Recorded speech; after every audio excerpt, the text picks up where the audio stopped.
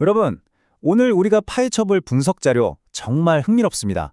머릿속으로 한번 상상해 보세요. 아침 햇살이 눈부시게 비치는 우리네 시끌벅적하고 활기찬 전통시장, 그리고 바다 건너 짙은 안개가 깔린 고요하고 엄숙한 일본 고대 황실의 재단. 완전히 다른 차원 같은 이 두 세계가 무려 1500년 전에 미스터리한 소리 하나로 연결되어 있다면 믿으시겠어요? 자, 우리가 매일 무심코 쓰는 평범한 단어 속에 국가의 기틀을 다진 거대한 비밀이 숨겨져 있습니다. 그 신비로운 소리의 DNA를 지금부터 저와 함께 추적해 보시죠. 먼저 일본 황실의 가장 은밀하고 신성한 성역으로 가보겠습니다. 천황의 즉위식이나 매년 열리는 진혼제 같은 아주 엄숙한 제사 현장인데요. 여기서 제관이 허공을 향해 바구니를 두드리며 3번을 크게 외칩니다. 아즈메, 아즈메, 아즈메. 자, 그런데 여기서 진짜 기막힌 반전이 있습니다. 정작 현대 일본인들도 심지어 네로라 하는 학자들조차 이 주문이 도대체 무슨 뜻인지 전혀 모른다는 겁니다. 그냥 해석 불가능한 미스터리 그 자체인 거죠. 대체 이 아즈메의 정체가 뭘까요? 여기서 실제 제사에 쓰이는 충문을 한번 살펴볼게요. 아지에 오호 오게하메요. 발음이 좀 묘하죠? 그런데 자료를 보면 일부 학자들이 정말 충격적인 해석을 내놓고 있습니다. 이 뜻모를 충분히 사실은 신을 향해 아주머니 오시라 라고 부르는 고대 한국어라는 겁니다. 아니, 일본 황실 제사의 한가운데에 한국말이 그대로 남아있다니? 이게 도대체 어떻게 된 일일까요? 자, 여기서 가장 중요한 핵심 짚고 넘어갑니다. 뜻조차 모르고 신성하게 외치던 일본 황실의 그 극비 주문 아즈메가요, 사실 우리가 매일 시장에서 혹은 식당에서 너무나 친근하게 부르는 바로 그 말, 아지메, 아줌마와 완벽하게 똑같은 단어라는 겁니다. 네, 진짜 우리가 매일 쓰는 그 아줌마가 맞습니다. 아니, 어떻게 동네 아줌마가 황실 제사에 쓰이냐고요?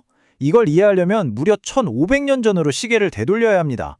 고대 사회에서 아지메나 아즈메는요, 지금처럼 이웃 아주머니를 부르는 흔한 말이 절대 아니었어요.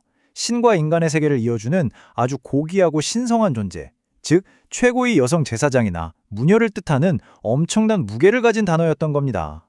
자, 그럼 1500년 전 소리 DNA의 비밀을 파헤치는 의문수사의 현장으로 바로 들어가 보겠습니다. 이 두 언어의 연결고리 정말 소름돋게 명확합니다. 한국어 아줌마나 아지메 초성만 뽑아보면 이응, 지읒, 미음이죠. 그런데 일본어 아즈마나 아즈메 역시 이응, 지읒, 미음으로 소리의 구조가 완벽하게 일치합니다. 이건 뭐 빼도 박도 못하는 명백한 증거죠. 두 단어가 완전히 같은 뿌리에서 나온 공통 어근이라는 걸 이 소리 DNA가 똑똑히 증명하고 있는 겁니다. 이게 어떻게 변했는지 단계별로 한번 살펴볼까요? 1500년 전 고구려와 백제 사람들이 쓰던 고대 한국어 아주미, 배를 타고 바다를 건넙니다. 그런데 일본어는 받침 발음 규칙이 우리랑 좀 다르잖아요. 한국어의 받침 미음이 일본으로 넘어가면서 어쩔 수 없이 독립적인 소리를 내게 된 거예요. 그래서 미음이 마라는 새로운 음절로 변신하면서 결국 아줌이 세 글자인 아주마로 찰칵 굳어지게 된 겁니다. 언어가 살아서 진화하는 과정을 진짜 눈앞에서 현미경으로 들여다보는 것 같지 않나요? 이어서 신화와 고대 역사서에 선명하게 남겨진 우리말의 흔적들도 살펴보겠습니다. 사실 언어학적 추론만 있는 게 아닙니다. 진짜 확실한 증거는 일본의 국보급 역사서인 일본서기와 고사기에 대문짝만하게 남아있거든요. 고대의 황자 야마토 타케루가 거친 바다를 보면서 죽은 아내를 부르짖는 아주 유명하고 애절한 장면이 있습니다. 한자로는 나오에 아내 철에 써서 내 아내요 하고 적어놨는데, 흥미롭게도 일본인들은 이걸 읽을 때 뜻만 빌리고 소리는 고대 한국어 발음 그대로 빌려와서 아주마라고 읽습니다. 아주마 하야 이렇게 외쳤다는 거죠. 어디 이쁜가요? 일본 건국 신화 다들 한 번쯤 들어보셨을 텐데요. 동굴에 숨어버린 태양신을 화려한 춤으로 밖으로 이끌어낸 그 유명한 여신, 바로 아메노 우즈메입니다. 자료의 분성을 보면 이 우즈메에서 우는 그냥 단순한 접두사고요.